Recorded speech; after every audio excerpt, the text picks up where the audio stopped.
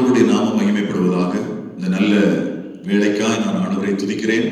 மறுபடியும் ஒரு முறை கூட தேவனுடைய நாமத்தை மகிமைப்படுத்தும்படியால் கர்த்தர் எனக்கு தந்த பெரிய கிருபைக்காய் நான் ஆண்டவரை துதிக்கிறேன். தேவனுடைய வார்த்தையை பேச கிடைத்த நல்ல சாக்கியத்தை நினைத்து நான் கர்த்தரை துதிக்கிறேன். கர்த்தர் ஆசீர்வதிப்பாராக. நன்மையினாலும் மகிமையினாலும் மேன்மையினாலும் அவருடைய வார்த்தையில் உள்ள சகல ஆசீர்வாதங்களினாலும் கர்த்தர் நம்மை நிரப்புவாராக. தேவனுடைய வார்த்தை வல்லமை உள்ளது. அந்த வார்த்தை கிரியை செய்யக்கூடிய வார்த்தை.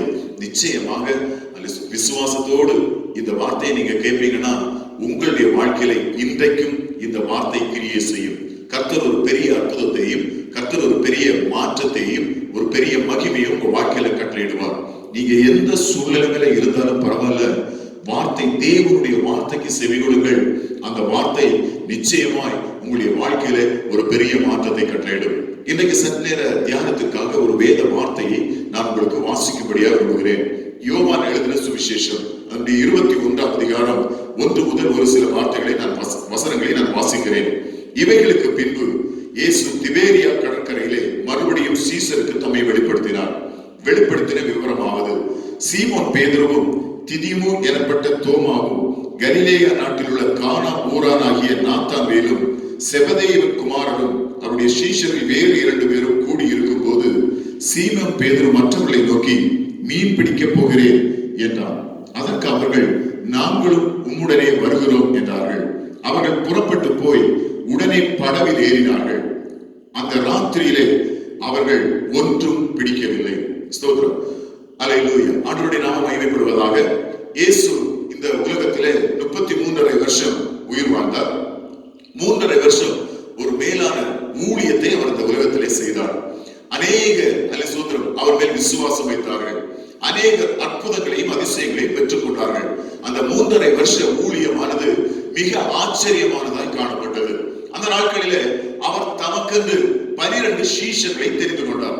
அந்த சீஷர்களை தெரிந்து கொண்டு அந்த சீஷர்கள் எப்பொழுதும் தம்மோடு கூட இருக்கும்படியாக, தம்மோடு கூட சகல காரியங்களிலும் அவர்கள் தம்மோடு கூட இருக்க அந்த சீஷர்களை அவர்கள் ஏற்படுத்தினார்.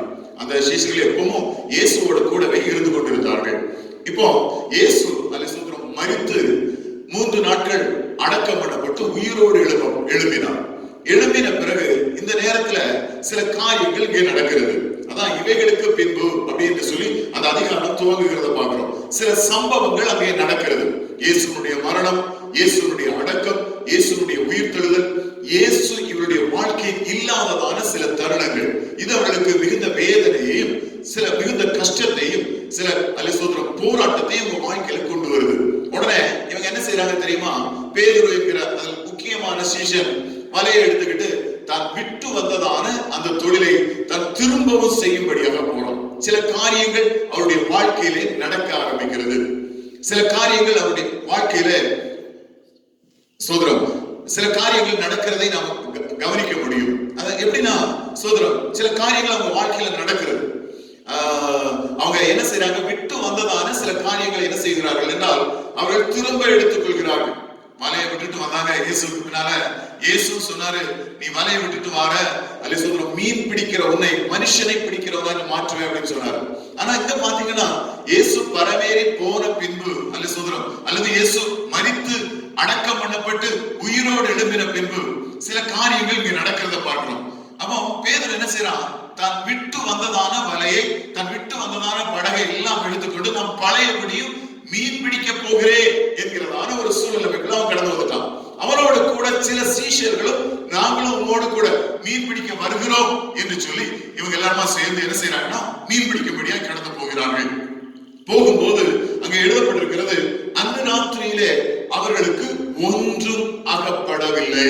சோதரம் எப்படின்னா அல்ல நம்முடைய வாழ்க்கையில இப்படிதான் சில காரியங்கள் நம்முடைய வாழ்க்கையில நடக்கும் பொழுது, சில தோல்விகள் நம்முடைய வாழ்க்கையில வரும்போது நாம் இயேசுவை மறந்தவர்களாய், இயேசுவினுடைய வார்த்தையை மறந்தவர்களாய், இயேசுவினுடைய வாக்குத்தத்தங்களை மறந்தவர்களாய், அல்லது நம்முடைய சிரசின் மேல் இருக்கிறதான சில வாக்குத்தத்தங்களை மறந்தவர்களாய் நாம் காணப்படுகிறோம். பேதுரு 10 இயேசு சொல்லும்போது சொன்னாரு, இந்த கல்லின் மேல் என் சபையை கட்டுவேன், பாதாளத்தின் வாசல்கள் அதை மேற்கொள்வது இல்லை அப்படின்னு சொன்னாரு. ஆனா இங்க நம்ம பார்க்கிறோம், அதே பேதுரு தான் நான் இனிமே அல்ல சொல்றோம் பழையபடியும் மீன் பிடிக்கும்படியாய் போகிறேன் என்று சொல்லி தன்னுடைய பழைய தொழிலை கையில் எடுக்கிறத நம்ம பார்க்கிறோம். இந்த நாட்கள் நான் உங்களுக்கு தெரியும், உங்களுக்கு நல்லா தெரியும், லாக்டவுன், சர்ச்சஸ் எல்லாம் ஓபன் ஆகல, எல்லாம் மூடி கிடக்கிறது. அல்லேலூயா. உற்சாகப்படுத்தும்படியாக, அல்லேலூயா, இன்னுமாய் ஆறுதல் படுத்தும்படியாக, இன்னும் உங்களை ஆவிக்குரிய வாழ்க்கையில வளர செய்யும்படியாக சபைகள் இல்லை, வேத வார்த்தைகள் இல்லை. இப்படியான சூழ்நிலை. இந்த சூழ்நிலையில நான் நினைக்கிறேன் அநேகர் கிறிஸ்துவை விட்டு பின்மாறி போனதான சூழ்நிலையில கூட அநேகருடைய வாழ்க்கை காணப்படுகிறது. சோதரம் இனி என்ன செய்ய போறோமோ என்கிறதான ஒரு அங்கலாய்ப்பு. ஆனா சோதரம் நாட்கள் வரப்போகிறது, திரும்பவும் நம்முடைய வாழ்க்கையில சில அற்புதங்களையும் அதிசயங்களையும் கர்த்தர் காண செய்ய போகிறார். சிலருடைய வாழ்க்கையெல்லாம் பின்மாற்றத்துக்குள்ள போயிற்று. நான் உங்களுக்கு சொல்றேன், பின்மாற்றத்திற்குள்ளே போகிறவர்கள் நீங்க திரும்பி அல்லேலூயா கர்த்தரே தெய்வம் என்பதை அறிந்து கொள்ள வேண்டும். அவருடைய வாக்கு தத்தங்கள் உங்களுடைய சிரசின் மேல் இருக்கிறது என்பதை நீங்கள் அறிந்து கொள்ள வேண்டும். அந்த வாக்கு தத்தங்கள் நிச்சயமாய் நிறைவேற போகிறது என்பதை நீங்கள் அறிந்து கொள்ள வேண்டும். சோதரம் கர்த்தர் நிச்சயமாய் அந்த வாக்கு தத்தத்தின் வழியில உங்களை நடத்த வல்லமையுடையவர். ஒருவேளை இந்த நாட்கள்ல இயேசுனுடைய கையை நீங்கள் விட்டுருப்பீர்கள் என்றால் மறுபடியும் நீங்கள் இயேசுனுடைய கையை பிடித்துக் கொள்ளுங்கள். அந்த நல்ல கரம் உங்களுக்காய் நீட்டப்பட்டிருக்கிறது. ஹல்லேலூயா. அவர் உங்களை ஒரு நாளும் கைவிடுகிற தேவன் அல்ல. உங்களை அல்லேலூயா அனாதையாய் விட்டு விடுகிற தேவன் அல்ல, அல்லது பாதி வழியில உங்களை விட்டு விட்டு போகிற ஒரு தேவன் அல்ல.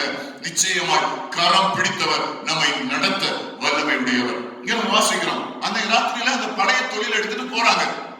போன போது அவருடைய வாழ்க்கையில தோல்விதான் மிஞ்சினது. நான் உங்களுக்கு சொல்றேன், இயேசு இல்லாத இடத்துல நாம் எதை செய்தாலும் நமக்கு தோல்விதான் மிச்சமாய் மாறும். சோதரம் எவ்வளவு சரீர பிரகாரமா உழைச்சாலும் சிலர் நினைக்கிறாங்க, நம்ம சரீரத்துல பலம் இருந்துச்சுன்னா நம்ம உழைத்தா நாம் அப்படி ஆகிவிடலாம், இப்படி ஆகிவிடலாம் அப்படின்லாம் சொல்லி பலவாறு நினைக்கிறார்கள். ஆனால் இயேசு இல்லை என்றால் நம்முடைய வாழ்க்கையில ஒன்றும் இல்லை. நம்முடைய வாழ்க்கை வெறுமையாய் காணப்படும். நம்முடைய வாழ்க்கையில எந்த ஆசீர்வாதமும் நமக்கு கிடைக்காது. சோதரம் அங்க நம்ம வாசிக்கிறோம், விடியற் காலமான போது, 4ஆம் வசனம், விடியற் காலமான போது இயேசு கரையிலே நின்றார்.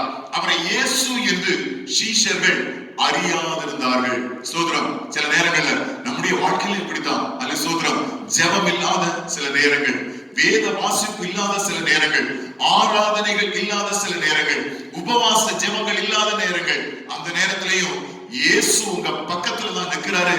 ஆனா உங்களுக்கு தெரியல அவர் இயேசுவா அப்படிங்கிறது உங்களுக்கு தெரியல. பல நேரங்களிலும் உங்களுடைய கண்ணீரை துடைக்கும்படியாக உங்களுக்கு அருகிலே இயேசு நின்றார். சில வார்த்தைகளை உங்களுக்காய் பேசும்படியாக உங்களுக்கு பக்கத்திலே இயேசு நின்றார். ஆனா உங்களுக்கு அது தெரியல. தெரியாத சூழ்நிலைமையில அல்ல நீங்க காணப்படுறீங்க. ஏன்னா உங்களுக்கும் இயேசுவுக்கும் உள்ளதான சில தொடர்புகள் அற்று போனது போல, பின்மாற்றத்திற்குள்ளே கடந்து வந்தது போல, சிலரெல்லாம் சில வார்த்தைகளை பேசுறது பாத்தீங்கன்னா அவிசுவாசமான வார்த்தைகளை பேசுகிறார்கள். நல்ல விசுவாசிகளா இருந்தவர்கள் கொஞ்ச நாள் தேவனை ஆராதிக்காமல் இருந்ததினால, கொஞ்ச நாள் உபவாசிக்காமல், கொஞ்ச நாள் அல்லேலூயா ஜெபிக்காமல் இருந்ததினால் இந்த நாட்கள்ல சில அவிசுவாசமான வார்த்தைகளை பேசுகிறார்கள். அது மாத்திரமல்ல, இயேசுவை அவருடைய கண்கள் காணவில்லை. இன்னைக்கு நான் ஒரு வார்த்தையை சொல்றேன், இன்றைக்கு முழங்கால் படி போட்டு இயேசப்பா நீர் இறங்கி வாரும் ஆண்டவரே என்று சொன்னால், எந்த இடத்திலே இருந்து நீங்கள் கூப்பிடுகிறீர்களோ உங்களுக்கு பக்கத்திலே அவர் இறங்கி வர வல்லமை உடையவர். உங்களுடைய சகல தேவைகளையும் சந்திக்க வல்லமை உடையவர். உங்களுக்கு அற்புதங்களையும் அதிசயங்களையும் காண செய்ய வல்லமை உடையவர். உங்களுடைய சூழ்நிலைகளை மாற்றி ஒரு அதிசயத்தை காண செய்ய வல்லமை உடையவர். ஒருவேளை அல்லேலூயா ஒன்றுமில்லாத சூழ்நிலையில காணப்படுறீங்களா? ராம் முழுவதும் பிரயாசப்பட்டு ஒன்றுமே அகப்படவில்லை என்று சொல்கிறதான வேதனையோடு காணப்படுறீங்களா? அல்லது வாழ்க்கை பூரா வேலை செய்து ஒரு ஆசீர்வாதமும் இல்லையே என்று சொல்லி நெருக்கத்தோடையும் கஷ்டத்தோடையும் காணப்படுறீங்களா? அல்லேலூயா இந்த வேத வார்த்தை உங்களுக்கு ஆறுதலை தருவதாக, இந்த வேத வார்த்தை உங்களுடைய வாழ்க்கையில அற்புதங்களையும் அதிசயங்களையும் காண செய்வதாக. நிச்சயமாக ஒரு மாற்றம் உண்டு.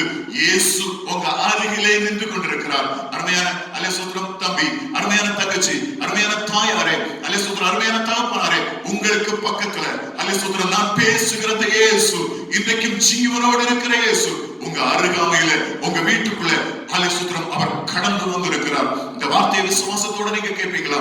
நிச்சயமாக ஒரு அற்புதத்தை, நிச்சயமா இந்த வார்த்தைக்கு முடிவில் உங்களுடைய உங்களுடைய கண்கள் காண போகிறது. ஒரு அதிசயத்தை உங்களுடைய கண்கள் காண போகிறது. இயேசப்பா அல்லேலூயா, என்ன ஆண்டவரே என் வாழ்க்கையில தோல்வி, என்ன ஆண்டவரே என்னுடைய வாழ்க்கையில கஷ்டம் என்று சொல்லி நீங்கள் கேள்வி கேட்டுக் கொண்டிருப்பீர்கள். அந்த இயேசு இன்றைக்கு உங்களை வீட்டுக்குள் கடந்து வருவாராக. நீங்க இருக்கிறதான இடத்திலே கடந்து வருவாராக, அல்லது உங்களுடைய வேலை இடத்திலே கடந்து வருவாராக. ஒன்றுமில்லாத சூழ்நிலையில ஒரு பெரிய ஆசீர்வாதத்தையும் ஒரு பெரிய அற்புதத்தையும் உங்கள் வாழ்க்கையிலே அவர் காண செய்வாராக. சோதரம். அப்போ 4ஆம் வசனத்தில் நம்ம வாசிக்கிறோம், விடியற் காலமான போது இயேசு கரையிலே நின்றார். அவரை இயேசு என்று சீஷர்கள் அறியாதிருந்தார்கள்.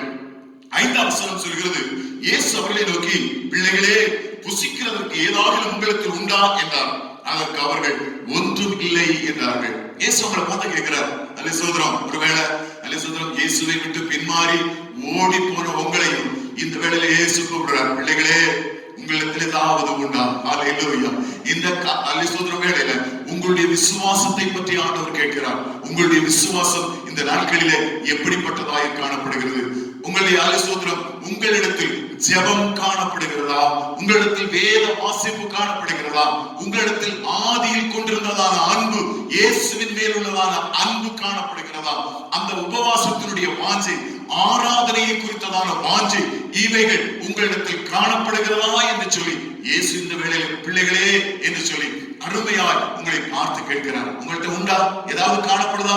இயேசு விரும்புகிறதான ஏதாவது காரியங்கள் உங்களிடத்தில் உண்டா என்று சொல்லி இந்த வேளையில இயேசு கேட்கிறார். உடனே இவங்க சொல்றாங்க, அல்ல சோதரம். அப்பொழுது அவர்கள் அல்ல சோதரம், அதற்கு அவர்கள் ஒன்றும் இல்லை என்றார்கள். ஒண்ணுமே இல்லை அவங்கள்ட்ட, ஒண்ணுமே இல்லாத சூழ்நிலை. ஏன்னா இயேசு இல்ல, இயேசு இல்லாததான அந்த படகுல இவர்களிடத்திலே ஒன்றுமே இல்லை. ஒண்ணுமே இல்லாத சூழ்நிலையில அங்கே நம்ம வாசிக்கிறோம், அப்பொழுது அவர், நீங்கள் படகுக்கு வலதுபுறமாய் வலையை போடுங்கள், அப்பொழுது உங்களுக்கு அகப்படும் என்றார். அப்படியே அவர்கள் போட்டு திரளான மீன்கள் அகப்பட்டதினால் அதை இழுக்க மாட்டாதிருந்தார்கள். இங்க நம்ம வாசிக்கிறோம், இயேசு உடனே அவங்களை பார்த்து சொல்றாரு, உங்க வலைய படகுக்கு வலதுபுறமாய் போடுங்கள். நான் உங்களுக்கு சொல்றேன், உங்க வாழ்க்கையில எந்த சூழ்நிலையிலும் அற்புதங்களையும் அதிசயங்களையும் காண செய்ய கர்த்தரால் முடியும். இவங்கள்ட்ட அதை சொல்லுவதற்கு முன்பதாக நான் நினைக்கிறேன் மீன்கள்கிட்டையும் ஆண்டவர் பேசியிருப்பார். அல்ல சொல்றோம், அந்த படகுக்கு வலதுபுறமாய் எல்லா மீன்களையும் ஒன்று கூடும்படியாக கர்த்தர் கட்டளையிட்டிருப்பார். ஏன்னா யோனாவுடைய புத்தகத்துல நம்ம வாசிக்கிறோம், கர்த்தர் மீனுக்கு கட்டளையிட்டார். கட்டளையிட்ட உடனே அது நம்ம வாசிக்கிறோம், அல்ல சொல்றோம், அந்த மீன், அந்த கட்டளையிட்டதான மீன் யோனாவை அந்த ஏற்ற இடத்திலே வந்து அவனை அல்ல சொல்றோம் கப்பலில் இருந்து தூக்கி வெளியில போட்ட உடனே அவனை விழுங்கிட்டான். அப்படின்னா இங்கேயும் நான் உங்களுக்கு சொல்றேன், அல்ல சொல்றோம், அந்த மீன்களுக்கு அவர் கட்டளையிட்டு ஒரு பெரிய திரள் கூட்டமான மீன் படகுக்கு வலதுபுறத்திலே வந்து சேரும்படியாக நிச்சயமாக இவர்களுக்கு சொல்வதற்கு முன்பதாகவே மீன்களுக்கும் அல்ல சோதரம் கர்த்தர் கட்டளையிட்டு இருப்பார். மீன்கள் எல்லாம் வலதுபுறம் வந்துட்டு அல்ல சோதரம் எல்லாமே வலதுபுறம் வந்து அப்படி நிக்குது. நிற்கும் போது சீஷர்ல பார்த்து சொல்றாரு, இப்பொழுது வலையை போடுங்க அப்படின்னு சொல்றாரு. அப்படின்னா அல்ல சோதரம் உங்களுக்கு சொல்வதற்கு முன்பதாகவே உங்களுடைய தேவைகளை பார்த்து கர்த்தர் பேசி இருப்பார். உங்களுடைய காரியங்களை பார்த்து கர்த்தர் பேசி இருப்பார். உங்களுக்கு என்ன வேண்டுமோ அவைகளை பார்த்து கர்த்தர் பேசி இருப்பார். அது ஒருவேளை அல்ல சோதரம் பொருளாதாரமாய் காணப்படலாம், அது ஒருவேளை அல்ல சோதரம் பணத்தினுடைய தேவையாய் காணப்படலாம், அது ஒருவேளை அல்ல சோதரம் பொருட்களுடைய தேவையாய் காணப்படலாம். உங்களுடைய தேவை ஏதோ அதற்கு அல்ல சோதரம் கர்த்தர் கட்டளையிட்ட பின்பு திரும்பவும் உங்களை பார்த்து சொல்லுவார், அல்ல சோதரம் படகுக்கு வலதுபுறமாய் வலையை போடுங்கள். லூக்கான சுவிசேஷத்துல இந்த பேதுரு அல்ல சோதரம் இவருடைய படகை வந்து இயேசு வாங்குறார். துவக்கத்துல இயேசு வாங்குறார். 5ஆம் அதிகாரத்துல நம்ம வாசிக்கிறோம், லூக்கான சுவிசேஷம் அதனுடைய 5ஆம் அதிகாரத்துல சோதரம் நம்ம வாசிக்கிறோம். அப்பொழுது கடற்கரையில இரண்டு படகுகளை கண்டார். மீன் பிடிக்கிறவர்கள் அவைகளை விட்டிறங்கி வலைகளை அலசிக் கொண்டிருந்தார்கள். அப்பொழுது அந்த படகுகளில் ஒன்றில் ஏறினார். அது சீமோனுடையதா இருந்தது. இதே பேதுருடைய படகுதான். அதை கரையிலிருந்து சற்றே தள்ளிவிடும்படி அவனை கேட்டுக்கொண்டு அந்த படகில் உட்கார்ந்து ஜனங்களுக்கு போதகம் பண்ணினார். அவர் போதகம் பண்ணி முடிந்த பின்பு சீமோனை நோக்கி ஆழத்திலே தள்ளி கொண்டு போய் மீன் பிடிக்கும்படி உங்கள் வலைகளை போடுங்கள் என்றார். அங்கே சொல்றாரு, கொஞ்சம் ஆழத்துல தள்ளிட்டு போய் வலையை போடுங்க அப்படின்னு சொல்றாரு. சோதரம் இங்க நம்ம பாக்குறோம், அப்படி ஆழத்துக்கெல்லாம் போக சொல்லல. உங்க வலது பக்கத்துல, உங்க பக்கத்துல மீன் இருக்கிறது, அங்கே வலைகளை போடுங்கள். இந்த வேளையில அல்லேலூயா கர்த்தர் உங்களோடு பேசுகிறார். ஊழியக்காரன் ஊழியம் செய்கிற அருமையான பிள்ளைகளோடு கர்த்தர் பேசுகிறார். உங்களுக்கு பக்கத்துல அல்லேலூயா அநேக மீன்களை இந்த நாட்களில் கர்த்தர் ஆயத்தம் பண்ணி வைத்திருக்கிறார். ஹல்லேலூயா. ஓ ஹல்லேலூயா. கர்த்தர் ஒரு பெரிய அற்புதத்தை காண செய்ய போறார். அருமையான ஊழியர்களே, இந்த அல்லேலூயா காலங்கள் முடியும் போது இவைகளுக்கு பின்பதாக ஒரு பெரிய அறுவடை உண்டு. இந்த லாக்டவுனுக்கு பின்பதாக ஒரு பெரிய ஆத்தும அறுவடை உண்டு. ஜெபித்துக் கொண்டிருக்கிற அருமையான தேவனுடைய பிள்ளைகளே, ஒரு பெரிய அறுவடையை உங்களுடைய கண்கள் காண போகிறது. ஒரு பெரிய மாற்றம் உங்களுடைய தேசத்திலே உண்டாக போகிறது. அநேக மீன்களை கர்த்தர் உங்கள் சபைக்குள்ளே தரப்போகிறார். இதுக்கெல்லாம் ஒரு காரியத்தை நம்ம செய்யணும். ஹல்லேலூயா. அவருடைய வார்த்தையின்படி செய்யணும். அவருடைய வார்த்தையை கேட்பதற்கு எப்பொழுதும் நம்முடைய செவிகள் திறந்தவைகளாய் காணப்படணும். அவருடைய அற்புதங்களை காண்பதற்கு நம்முடைய கண்கள் எப்பொழுதும் திறந்தவைகளாய் காணப்படணும். நிச்சயமாய் ஒரு அற்புதம் நடக்கத்தான் போகிறது. நிச்சயமாய் ஒரு அதிசயம் நடக்கத்தான் போகிறது. அப்படின்னா உங்களுக்கு சொல்வதற்கு முன்பதாகவே உங்கள் தேசத்துள்ள சில மீன்களுக்கு கட்டளையிட்டாயிற்று. அவர்கள் உங்க சபைக்குள்ளே கடந்து வர போறாங்க. அல்லேலூயா. அந்த மீன்கள் எல்லாம் ஆயத்தமா இருக்கிறது. இப்பொழுது கர்த்தர் உங்களோடு பேசுகிறார். படகுக்கு வலதுபுறமாய் வலையை போடுங்கள். வலையை போடும் போது ஒரு திரள் கூட்டம் மீன் அகப்பட போகிறது. ஹல்லேலூயா. Thank you Jesus. ஊழியம் செய்கிற சோர்ந்து போயிருக்கிறதான அருமையான தேவனுடைய ஊழியர்களே, உங்களை பார்த்து கர்த்தர் இந்த வேளையில பேசுகிறார். ஹல்லேலூயா. ஒரு திரள் கூட்டம் மீனை கர்த்தர் ஆயத்தம் பண்ணி ஆயிற்று. உங்க வலையை போட வேண்டிய இடத்துல அல்லேலூயா போடுங்க. உங்களுக்கு பக்கத்திலே அந்த மீன்கள் ஆயத்தமா இருக்கிறது. கர்த்தர் அதை ஆயத்தம் பண்ணி வைத்திருக்கிறார். அல்லேலூயா. நீங்க வலையை போடும் போது நிச்சயமாய் அது அகப்பட போகிறது. அவங்களுடைய சபை வளர போகிறது.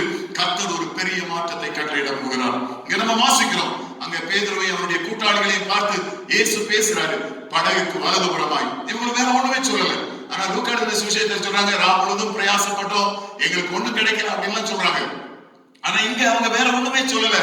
படகுக்கு வலதுபுறமாய் தானே, அப்பவே வலையை போட்டுருவோம் என்று சொல்லி படகுக்கு வலதுபுறமாய் வலையை போட்டார்கள். அல்லேலூயா. அங்கே நம்ம வாசிக்கும் போது அங்கே நம்ம வாசிக்கிறோம் 6ஆம் அதிகாரத்துல, அப்பொழுது அவர் நீங்கள் படகுக்கு வலதுபுறமாய் வலையை போடுங்கள், அப்பொழுது உங்களுக்கு அகப்படும் என்றார். அப்படியே அவர்கள் போட்டு திரளான மீன்கள் அகப்பட்டதினால் அதை இழுக்க மாட்டாதிருந்தார்கள். இயேசு என்ன சொல்றாரோ அதன்படி செய்தால் ஒரு பெரிய அற்புதம் உண்டு.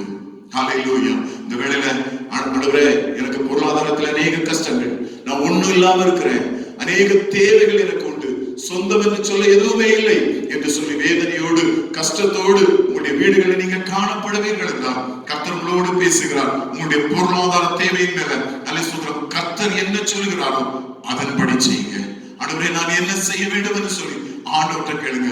ஒண்ணும் இல்லாம இருக்கிற ஆண்டவரே, என்ன செய்யனே தெரியல ஆண்டவரே, யாருக்கிட்ட போவதென்றே தெரியவில்லை, இந்த சூழ்நிலை இப்படி ஆனால் என்ன செய்வதென்று தெரியல, என்னுடைய வேலை காரியத்துக்கு ஒரு தீர்மானம் எடுக்க முடியவில்லை, என்னுடைய சூழ்நிலைகள் எல்லாம் மோசமாய் காணப்படுகிறது, அநேகமாய் பிரயாசப்பட்டு விட்டேன், என்னெல்லாம் செய்யணுமோ அதெல்லாம் செஞ்சாயிற்று, ஆனா என்ன செய்யனே தெரியலப்பா என்று சொல்லி ஆண்டவர்கிட்ட கேளுங்க. கர்த்தர் அதற்கு உங்களுக்கு ஒரு பதிலை தருவார். ஒரு அற்புதம் நடக்கும். தேவனுடைய வார்த்தையின்படி உங்க வலையை போடுவீங்கன்னா, தேவனுடைய வார்த்தையின்படி உங்க காரியங்களை ஒழுங்குபடுத்துவீர்கள் என்றால், தேவனுடைய வார்த்தையின்படி சில காரியங்களை நீங்கள் செய்வீர்கள் என்றால் நிச்சயமாய் கர்த்தர் ஒரு பெரிய அற்புதத்தை, ஒரு பெரிய அதிசயத்தை உங்களுக்கு காண செய்ய வல்லமை உடையவர். ஹல்லேலூயா. 11ஆம் வசனம் சொல்கிறது, சீமோன் பேதுரு படகில் ஏறி 153 பெரிய மீன்களாக இருந்த வலையை கரையில் இழுத்தான். இத்தனை மீன்கள் இருந்தும் வலை கிழியவில்லை. 153 பெரிய மீன்கள். விடிய விடிய பிரயாசப்பட்டு ஒண்ணு கிடைக்கல. ஆனா தேவனுடைய வார்த்தையின்படி வலையை போட்ட உடனே அல்லேலூயா ஒரு திரள் கூட்டம் பெரிய மீன்களை கர்த்தர் அவர்களுக்கு கட்டளையிடுகிறார். ஹல்லேலூயா. இந்த வார்த்தையை கேட்கிறதான ஆண்டவருடைய பிள்ளைகளே, உங்க வாழ்க்கையிலையும் இந்த ஒரு நிமிடத்துல வாழ்க்கையை மாற செய்ய கர்த்தரால் முடியும். அற்புதத்தை காண செய்ய கர்த்தரால் முடியும். தேவனுடைய சமூகத்தில் ஆண்டவரே, என்னுடைய வாழ்க்கையை பார்த்து நீங்க பேசுங்க, என்னுடைய படகை பார்த்து நீங்க பேசுங்க, என்னுடைய வலையை பார்த்து நீங்க பேசுங்க ஆண்டவரே ஸ்தோத்திரம் என்று சொல்லி நீங்க ஜெபம் பண்ணுவீங்கன்னா நிச்சயமாக கர்த்தர் பேசுவார். அந்த வார்த்தை கிரியை செய்கிற வார்த்தையாய் மாறும். ஒரு திரள் கூட்டத்தை கர்த்தர் உங்களுக்கு தர வல்லமை உடையவர். ஒரு திரளான ஐஸ்வர்யத்தை உங்களுக்கு தர கர்த்தரால் முடியும். ஒன்றுமில்லாய்மையிலே ஒரு பெரிய அற்புதத்தை கர்த்தர் செய்தார் என்று சொல்லி பார்க்கிறோம். அப்படின்னா அல்ல சோதரம், இந்த நாள்ல வேதனையோடு நான் என்ன செய்வேனோ, ஆண்டவரே என்னுடைய வாழ்க்கையில நான் என்ன செய்ய போறேனோ, இவ்வளவு நாளும் கஷ்டப்பட்டு எனக்கு ஒண்ணுமே அல்ல ஆசீர்வாதமா இல்லையே என்று சொல்லி மனதளவுல கஷ்டத்தோடு வேதனைகளோடு பிரயாசத்தோடு காணப்படுவீர்கள் எல்லாம் இந்த வார்த்தை உங்களுக்காக பேசப்படுகிறது. கர்த்தர் நிச்சயம் கிரியை செய்ய வல்லமையுடையவர். சோதரம், நாங்க ஒரு ஆலயத்தை கட்டணும். கட்டுறதுக்கு முன்னால சோதரம் அந்த ஆலயத்தினுடைய மூலைக்கல் போடுகிற நாள் வந்தது. நானும் என்னோடு கூட 2 சகோதரர்கள், என்னுடைய கையில நல்ல சோதரம் வெறும் ஒரு 15,000 ரூபாய் இருக்கு. 15,000 ரூபாய் தான் எனக்கு இருக்கு. ஒரு 4-5 வருடங்களுக்கு முன்பதாக நடந்த சம்பவத்தை சொல்கிறேன். ஒரு 15,000 ரூபாய், அந்த 15,000 ரூபாயை வச்சு கொஞ்சம் சாதனங்களை இறக்கி வேலையை ஆரம்பிச்சோம். வேலை ஆரம்பித்து அந்த வேலை ஆரம்பிக்கிறதான அந்த நேரத்துல எனக்கு நல்ல சோதரம் என்னை பார்க்கக்கூடிய ஒரு சகோதரி வராங்க. ஒரு 5-6 வருஷம் இருக்கும். அவர் சகோதரி வராங்க. அந்த சகோதரி வந்து சொன்னாங்க, பாஸ்டர் உங்களை பார்க்கணும் அப்படின்னு சொன்னாங்க. உடனே நான் சொன்னேன், இந்த மாதிரி சர்ச்சினுடைய வேலை நடந்து கொண்டிருக்கிறது, நான் ஒரு மத்தியானத்தை போல நான் வாரேன், நீங்க வீட்டுல வெயிட் பண்ணுங்க, கொஞ்சம் எங்க ஆலயத்துக்கு வீட்டுக்கு கொஞ்சம் தூரம் உண்டு, வீட்டுல வெயிட் பண்ணுங்க அப்படின்னு சொல்லிட்டேன். ஏதோ ஜெபத்துக்கு வந்திருப்பாங்க அப்படின்னு சொல்லி நான் நினைத்தேன். சோதரம் உடனே அவங்க மத்தியானம் ஆயிடுச்சு, நான் வீட்டுல போறேன். வீட்டுக்கு போன உடனே நல்ல சோதரம் அந்த சகோதரி ஒரு கையில ஒரு கவர், அந்த கவரை கொடுத்துட்டு சொன்னாங்க, பாஸ்டர் நிறைய நாட்களாய் ஒரு இடம் வியாபாரம் ஆகாமல் இருந்துச்சு, அந்த இடத்தை விற்றோம் அப்படின்னு சொல்லி அதனுடைய தசம பாகத்தை கொண்டு வந்தேன் அப்படின்னு சொல்லி ஒரு பெரிய அமௌண்ட், கிட்டத்தட்ட 50,000 ரூபாய்க்கு பக்கமாய், வெறும் 15 ஒரே நாளில் நடக்குது. 50,000 ரூபாய்க்கு பக்கமாய் ஒரு அமௌண்டை என் கையில தந்தாங்க. சோதரம், எனக்கு நல்லா தெரியும் என்னை அழைத்த தேவன் உண்மையுள்ளவர். அவருடைய வார்த்தையின்படி நான் செய்வேன் என்றால் எனக்கு எல்லாம் ஆசீர்வாதமாய் முடியும். சோதரம், கொஞ்சம் கொஞ்சமாய் ஆலயம் கட்டி எழுப்பப்பட்டது. அல்ல சோதரம், கொஞ்சம் கொஞ்சமாய் சகல காரியங்களை கர்த்தர் நேர்த்தியாய் முடித்தார். பல லட்சங்களை கர்த்தர் தந்தார். தந்து அற்புதமாய் ஆசீர்வாதமாய் ஆராதிக்கக்கூடியதான ஒரு ஆராதனை ஆலயத்தையும் ஒரு வீட்டையும் கர்த்தர் கட்டுப்படியாய் கிருபை செய்தார். அப்படின்னா ஒண்ணு இல்லாத சூழ்நிலையில நீங்க காணப்பட்டாலும் எனக்கு அற்புதத்தை செய்த தேவன் இன்றைக்கு உங்களுக்கும் அற்புதத்தை செய்ய வல்லமையுடையவர். உங்களுடைய வாழ்க்கையிலும் அதே அற்புதத்தை கர்த்தர் காண செய்வார். அவருடைய வார்த்தையின்படி கேளுங்க. இந்த வார்த்தைகளினால் கர்த்தர் நம்மை ஆசீர்வதிப்பாராக. ஒரு நிமிஷம் கண்ணுல கொண்டுவோம். எங்களை நேசிக்கிற நல்ல பிதாவே, ஆசீர்வாதமான இந்த வேலைக்கு நன்றி அப்பா. ஒன்றுமில்லாத சூழ்நிலையில காணப்படுறோம் ஆண்டவரே. சூத்திரம், பிரயாசப்பட்டு ஒன்றுமே அகப்படலை என்கிறதான சூழ்நிலை, ஆண்டவரே என்ன செய்ய போகிறோமோ என்கிற சூழ்நிலை, எதிர்காலத்தை குறித்ததான பயம், ஆண்டவரே ஹல்லேலூயா, இயேசு இல்லையே என்கிறதான ஒரு வேதனை, இப்படியெல்லாம் பல வேதனைகள் மத்தியில காணப்படுறோம். நீர் எங்கள் பக்கத்தில் இருக்கிறீர் என்கிறத பல நேரங்களில் மறந்து போய் காணப்படுகிறோம். ஆண்டவரே ஸ்தோத்திரம், எங்களை பக்கத்தில் இருக்கிற நீர் எங்களை நடத்த வல்லமை உடையவர் என்று விசுவாசிக்கிறோம். இந்த வேளையிலுமாய் கர்த்தாவே, ஆண்டவரே இந்த வார்த்தையை கேட்டுக் கொண்டிருக்கிறவர்களுடைய அருகாமையிலே கர்த்தர் கடந்து செல்வீராக. அவருடைய இல்லாய்மைகளை கர்த்தர் மாற்றுவீராக. ஒரு பெரிய அற்புதம் நடக்கட்டும் ஆண்டவரே. அவருடைய தேவைகள் மேல கர்த்தர் பேசுவீராக. ஊழியம் செய்கிற ஊழியக்காரர்களுக்காய், சோர்ந்து போயிருக்கிற ஊழியக்காரர்களுக்காய் ஸ்தோத்திரம் ஆண்டவரே. ஹல்லேலூயா.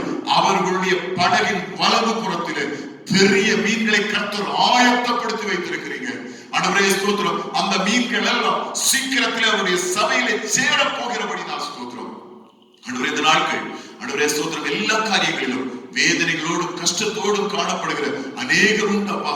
வேலை இழந்தவர்கள் உண்டு, ஊழியம் செய்ய முடியாமல் கஷ்டப்படுகிற ஊழியக்காரர்கள் உண்டு, இன்னுமாய் ஆராதனைகள் உபவாச ஜெபங்கள் இல்லாததான சூழ்நிலையிலே நிலைமைகள் மாறி காணப்படுகிறவர்கள் அநேகர் உண்டு. கர்த்தர் பேசும்படி ஆச்சரிக்கிறோம். இயேசுவின் நாமத்தில் ஒரு அற்புதம் நடக்கட்டும். பெரிய பெரிய புதையல்களை ஆண்டவரே அவர்களுக்கு கர்த்தர் காண்பித்துக் கொடுப்பீராக. தேசத்தில் ஒரு எழுப்புதலை கர்த்தர் கட்டளையிட போகிறபடி நான் ஸ்தோத்திரம். ஆசீர்வதிங்க. உங்க கிருபை இரக்கத்தை கூட இருக்கட்டும். இயேசுவின் நாமம் மாத்திரம் மகிமைப்படட்டும். இயேசுவின் நாமத்தில் ஜெபம் கேளும் நல்ல பிதாவே, ஆமென். இந்த வார்த்தையை கேட்கிற உங்களை கர்த்தர் ஆசீர்வதிப்பாராக.